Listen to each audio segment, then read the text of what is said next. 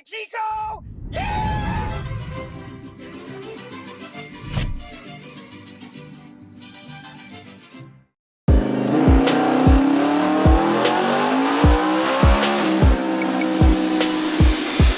He's a ripper, brother.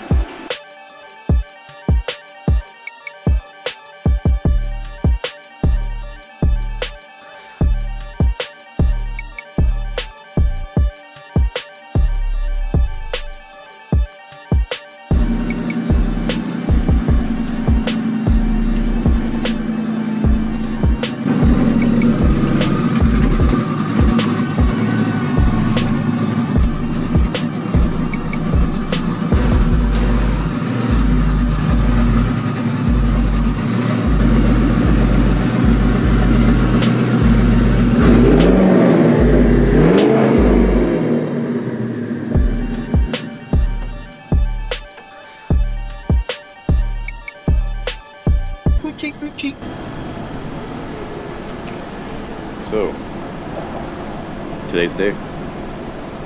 Why are you punching so close? Cinematic. Oh, they're gonna see my bad skin. What's going on today? We're gonna hit it with 5 pounds. A little shakedown pull, see what happens. We got the injectors in, the big boy 2600s. The base file is in. Me and John worked a little bit on the idle and stuff. Mostly because he's like the actual Fortuner. But I told him what it was doing. I gave him the logs. We got it ironed out. These injectors, they don't really like to idle really low, so we have the elevated idle on it and stuff. Especially since there's no VCT on this engine, meaning there's no variable cam timing. So it's a little bit harder with lock cams to control idle, but we've got it down to where it's tolerable enough to make a pass and street cruise it if we have to. So we're gonna strap it down right now and hit with 5 pounds real quick, see what the IATs look like, see what, check for leaks, all that fun stuff, make sure all these lines are good on the boost controller, make sure there's no unforeseen issues, and yeah, hopefully everything goes smooth. Let's get to it. Oscar!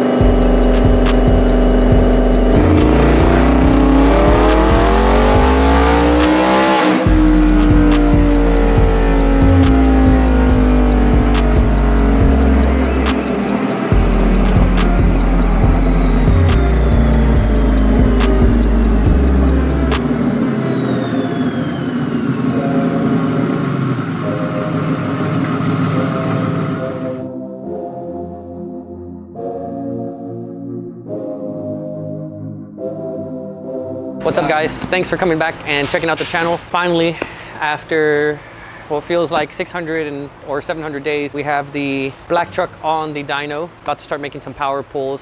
So far, everything sounds good, everything sounds healthy. If you're new to the channel, I'll just give you a quick refresher. We have a TKM long block in here, Gen 2 comp cams, Plasma Man intake, 6870 next gen precision turbos that they hooked us up with. The Aldo turbo kit that's been modified slightly since we had it on the Gen 3 truck before and we moved it over. So David hooked us up and fixed that. Suspension, fuel pump, blah, blah, blah, blah, blah, all that other stuff. The idea with this truck is to basically make it what the Blue Bean used to be back whenever we had the stock style trans in it and we went 780s at like 180, I think. This was maybe like 3 or 4 years ago.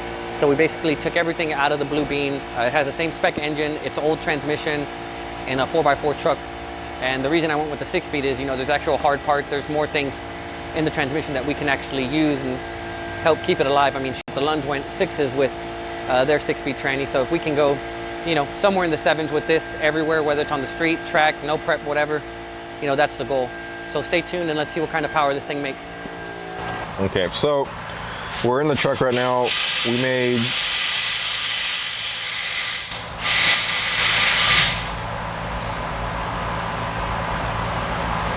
on the base file, we had done 796, so basically 800 pounds or 800 horsepower on what was 10 pounds of boost.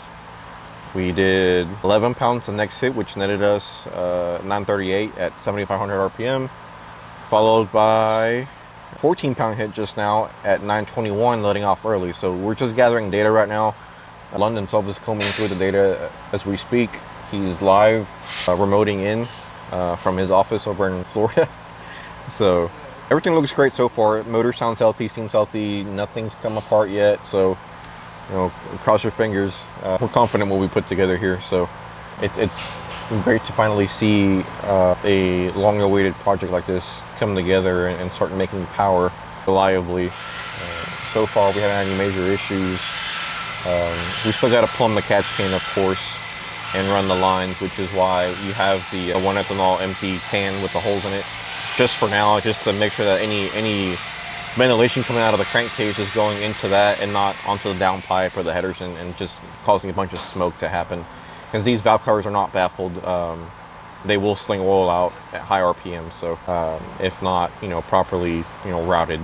So, and we do that for a reason, because it's got a dash 12. Ideally, you want to see like a dash 16 and above on these valve covers with a baffle. But since we don't have that, the best next thing is a dash 12 with no baffle.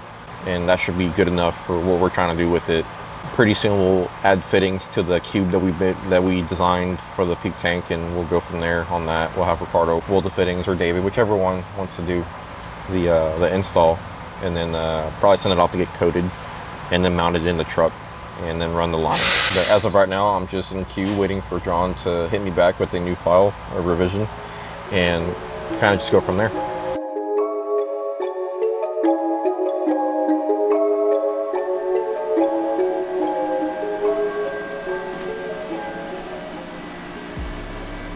So we're just swapping out the NGKs out for our dedicated plug that we run on the Blue Bean and on this truck now, since it's technically the same motor and setup.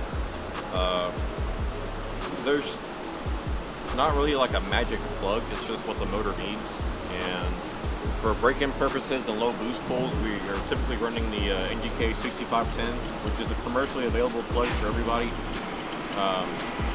They're pretty reliable. This one works on Coyote, LT engines.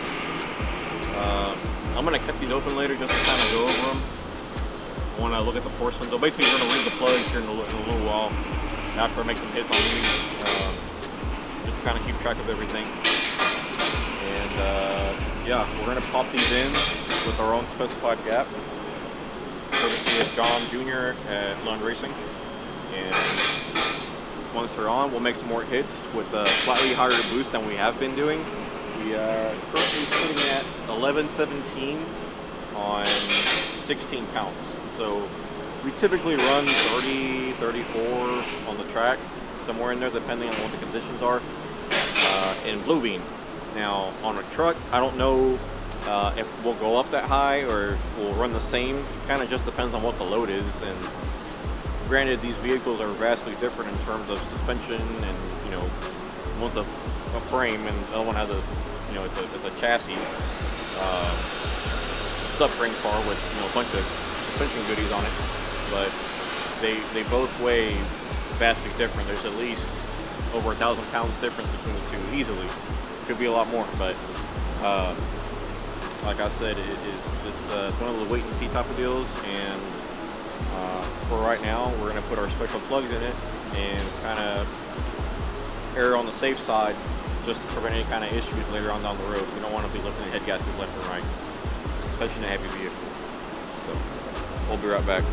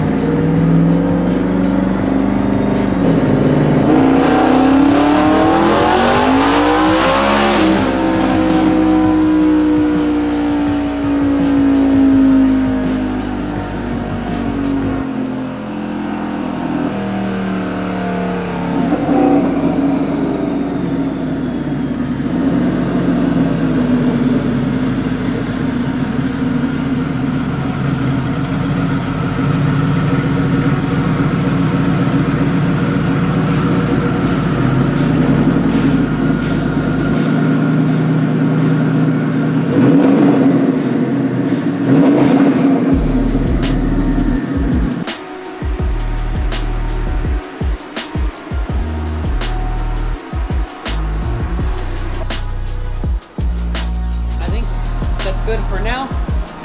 Mid 20-ish boost, third gear, big tires. I think we'll be okay.